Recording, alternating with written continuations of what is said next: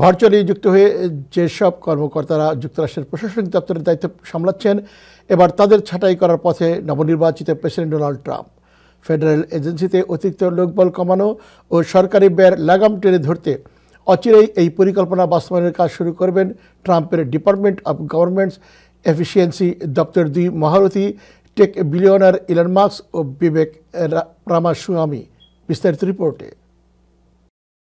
সুযোগ পেলে অতিরিক্ত কর্মী ছাঁটাই করে যুক্তরাষ্ট্র সরকারের ব্যয় $2 ট্রিলিয়ন পর্যন্ত কমাতে পারবেন বলে একাধিকবার প্রতিশ্রুতি দিয়েছেন টেসলা সিইও ও ধনকুবের ইলন মাস্ক। মাস্কের ওপর আস্থা রেখে তাকে ডিপার্টমেন্ট অব গভর্নমেন্ট এফিসিয়েন্সি দপ্তরের উপদেষ্টা পদে মনোনীত করেছেন যুক্তরাষ্ট্রের প্রেসিডেন্ট ইলেক্ট ডোনাল্ড ট্রাম্প। বিশেষ এই দপ্তরে আরও যুক্ত করা হয়েছে আরেক রিপাবলিকান প্রেসিডেন্ট প্রার্থী বিবেক রামাস্বামীকেও। ইউএস ট্রেজারি ডিপার্টমেন্টের তথ্য বলছে 2023-24 অর্থ বছরে যুক্তরাষ্ট্রের ফেডারেল সরকার মোট $6.75 ট্রিলিয়ন খরচ করেছে।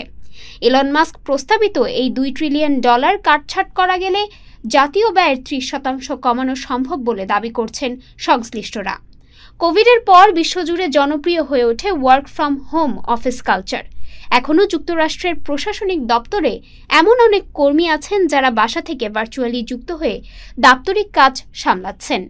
বার্তা সংস্থা CNN বলছে, শুরুতে এসব রিমোট ওয়ার্কারদের তালিকা হালনাগাদ করে তাদের ছাঁটাইয়ের উদ্যোগ নেবেন মাস্ক ও রামাস্বামী। এরই মধ্যে এমন একটি তালিকা জোগাড় করেছে ডিপার্টমেন্ট অব গভর্নমেন্ট এফিসিয়েন্সির এই দুই সম্ভাব্য উপদেষ্টা। গেল বুধবার দ্য ওয়াল স্ট্রিট জার্নালে একটি সম্পাদকীয় লিখেছেন এলন মাস্ক ও বিবেক রামাস্বামী। সেখানে তারা দাবি করেন যুক্তরাষ্ট্রের নির্বাহী ক্ষমতা দখলের যে অপসংস্কৃতি সৃষ্টি হয়েছে তা বন্ধ করা হবে। এছাড়া কোনো সরকারি কর্মকর্তা যদি সপ্তাহে 5 দিন সশরীরে অফিসে না আসতে পারেন, তাকে ছাড়াই সে দপ্তরের কার্যক্রম চলবে বলেও মন্তব্য করেন এই দুই রিপাবলিকান।